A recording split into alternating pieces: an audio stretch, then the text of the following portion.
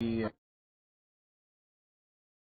want to call it more this journey that Yorlan Tejas and I took on to put together our own projects. You know, me doing it with music and him doing it with the film. You know, it ended up fitting together like a puzzle piece, basically, because the movie Carne Asada and Cold Beer is a movie about different relationships that go through different experiences, and the music also has lyrics that talk about, you know, stories of life, or talk about having fun and dancing. You know, the movie also has about, you know, people migrating here, our parents migrating to this country, and the music also has lyrics about, you know, migrating to the United States from countries like El Salvador and Nicaragua or Guatemala, Mexico. So it was very, very good in the way that it fit together. It was almost like as if they were made for each other, and I thought that was really, really interesting, and it was really, really fun to see how it all came together at the end. Well, working with the director, he's a really nice guy, and I like it because he's really open-minded, so you can really work on set like free, and you don't have to feel like nervous. With this guy, it's really like amazing because you can choose your own way to work. You can improvise too, of course, getting the direction from him, and then it's really cool. Working with the director, Yorlan, for me was amazing because he gave us an opportunity and the freedom of develop our characters. Sometimes with different directors, they say, no, I want you to do this, do that, and sometimes you have this idea and they say, no, like, just let's go through here.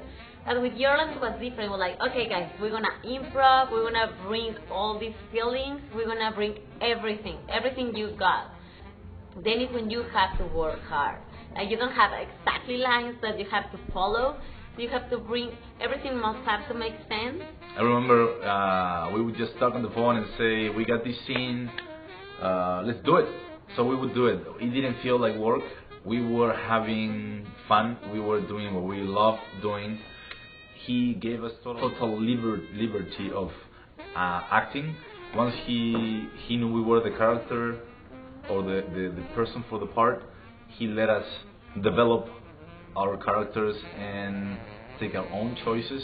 He trusts us, and he just guided us, gave us the boundaries of the character. So it was very nice. I consider him a very talented guy. I applaud his commitment to this story.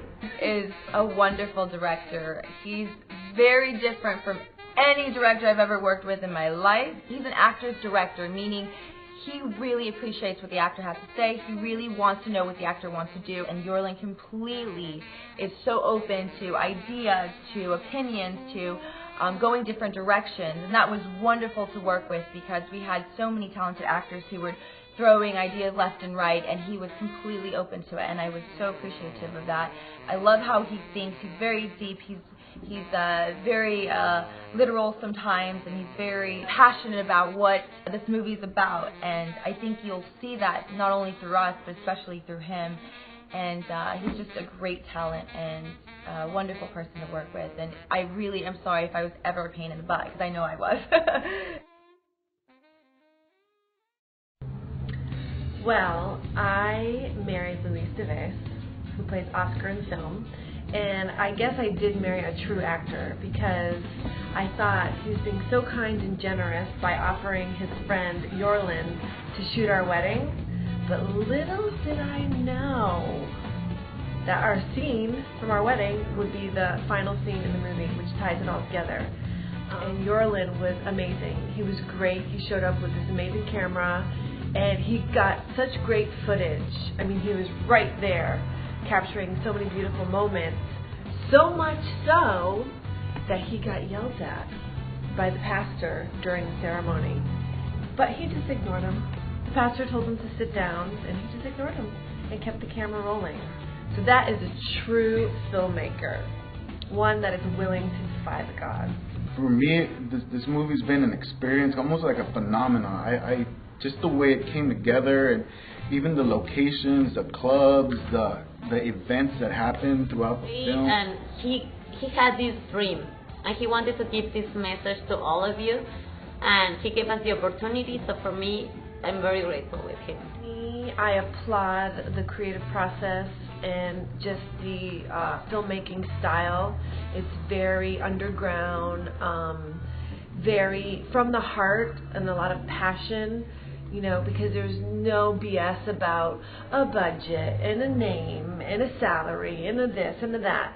It's just, we have a message to say, this is what's going on, this is the society that we're living in now, and you may not agree with it, but I'm going to represent a slice of life that is a reality for people right now, and this is what people are really dealing with. So in that respect, I got an education as a viewer. That's a true education, to be able to ignite in the viewer a way of thinking that they never thought could be part of their reality before. I think this film can really help to have an open mind about situations that we didn't know before.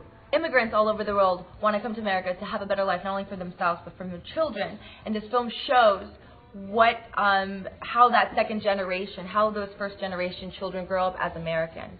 And it's just so powerful, and it's so real and true to the heart.